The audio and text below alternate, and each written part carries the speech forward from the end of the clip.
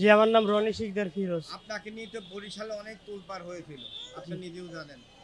প্রথম প্রশ্ন, পরিমণি আপনার এই বাচ্চা দুটোকে দায়িত্ব নিতে চাইছিল, পরবর্তীতে কি হইলো বলেন?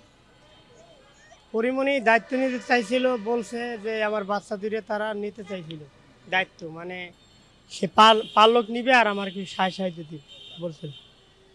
কিন্তু তারপরে পরিমণির ওই কথা শোনার পর সমস্ত টিভিতে লাইভ দেখাইছে যে আমারে পরিমণি সাহায্য দিচ্ছে, কিন্তু অ্যাকচুয়ালি আমার কিছুই দেয়নি। আমি বরিশাল থেকে ওই গাড়িতে নিয়ে আসছি। বরিশালের অনেক সংস্থা ছিল তো স্বেচ্ছাসেবক, কেউ আপনাকে নিয়ে কেউ কিছু দেয়নি আমার। কেউ কিছু দেয়নি।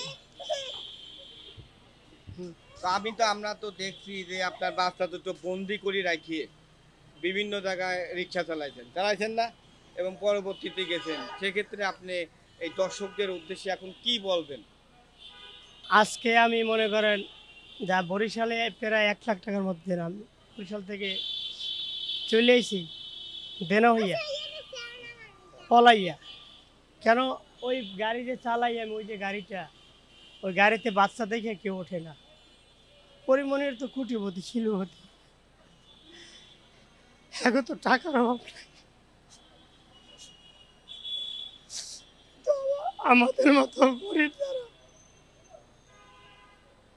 তারা এরকম রাস্তায় না খাই না খাইয়ে ঘুরে। আজকে আমার বাচ্চাদের নিয়ে আমি দিনের পর দিন কষ্ট করতেছি, রাস্তায় রাস্তায় রাস্তায় ঘুরতে আছি, অথচ কোনো মানুষ কেউ জিগায় না।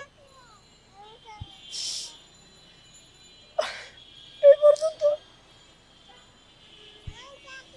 বাচ্চাদের যে কিছু কিনে দিব সামর্থ্য নাই। এই যে ঈদের সামনে কোনো আর্থিক সহায়তা কেউ প্রতিশ্রুতি দেয় নাই আপনাকে আর্থিক সহায়তা দেবে? না। এখন ঢাকাতে কোথায় আছেন? যাত্রাবাড়ি।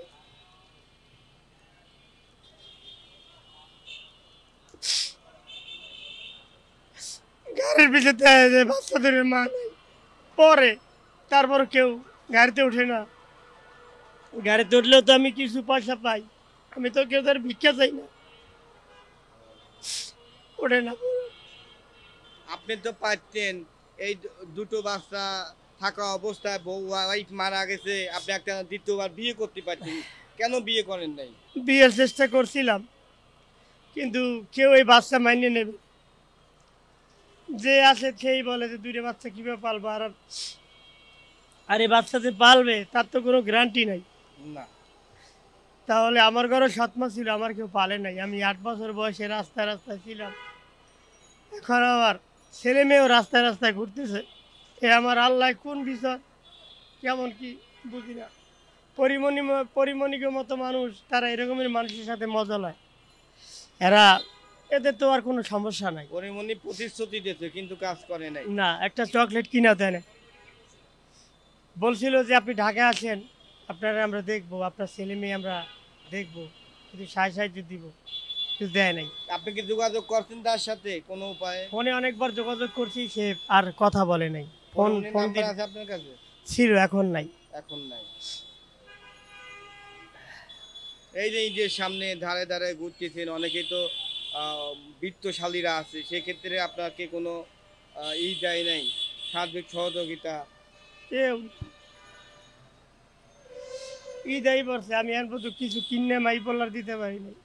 কি করবো, গাড়িতে যাত্রী ওঠে না, কিছু করার না। আপনার এই এই শ্বশুর বাড়ি এই দুটো বাচ্চা তো রাখি আসতে পারেন? তারা পালবে না। পালবে না?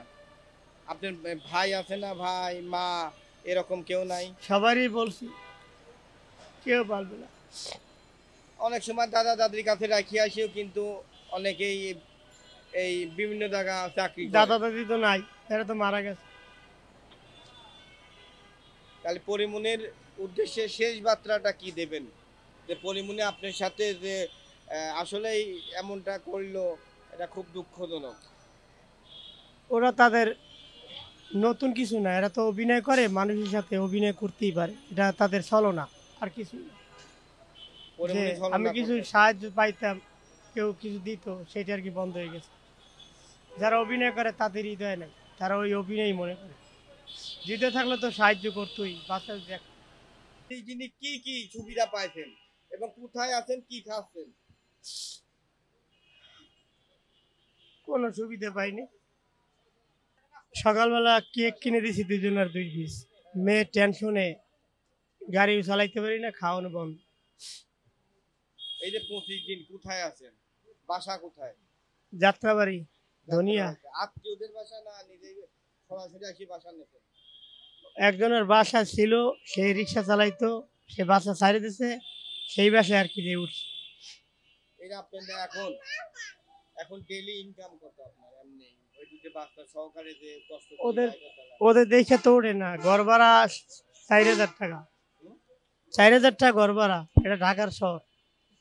তারপরে মনে করেন 400-500 টাকা পাই, জামে পড়ে থাই, ইনকাম করতে পারি না বাচ্চা নিয়ে। ওঠে না, ওকে দেখলে ওঠে না। ওনাদের তো এই যে পোশাক, প্রতিদিন পুষ্টিকর খাবার এবং নিজের খাবার, এইগুলো তো কিভাবে ওদের মেটাচ্ছে? কিভাবে মিটাবো? সকালবেলা অনেক কান্না করছে, খাবার চাইছে, দিতে পারি না, কি দিয়ে দিব?